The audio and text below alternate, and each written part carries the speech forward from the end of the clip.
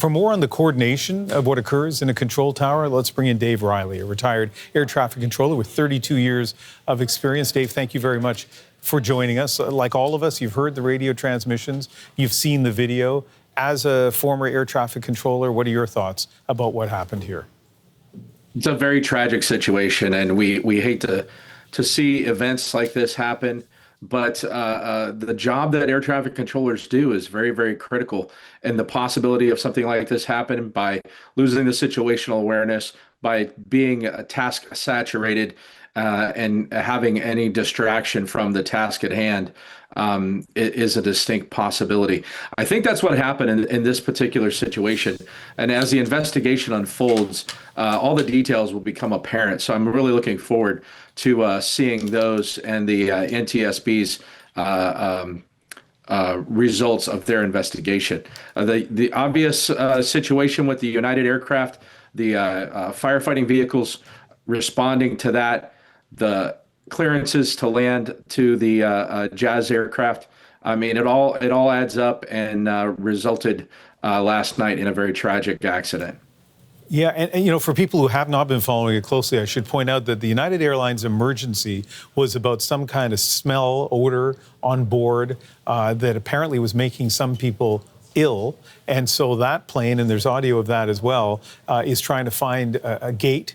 There's not a gate where they can connect to a jetway. So they've told that you can stop, we can send stairs if you need it. But you know, as emergencies go, it didn't sound like the most dire emergency in terms of, it's not like a fire and needing a fire truck racing to it. But I guess, you know, in your experience, how do air traffic controllers deal with this extraordinary kind of cascading set of events? One emergency, you know, a plane coming in, a fire truck that wants to cross a runway. How do you kind of keep all those things straight?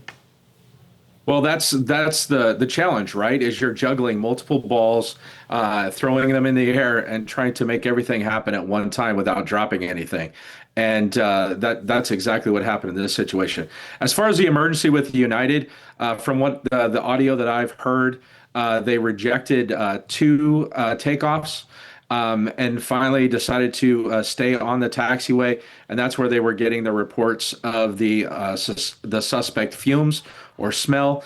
And they added that it was making a flight attendant sick, which they usually do tend to take the word of the flight attendants a little more seriously, because they know it's not being over exaggerated by a passenger or something to that extent, somebody that's not familiar with the operation.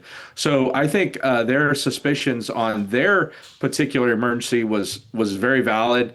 They asked to roll the trucks because it could have been an electrical fire behind a panel or something in the engines or underneath the aircraft.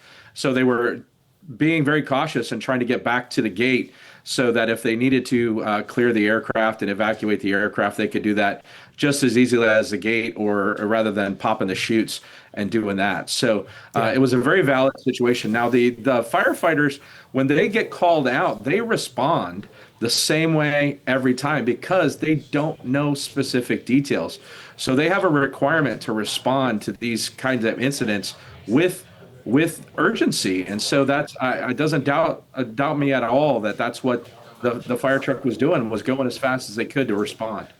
Yeah, those are really good points.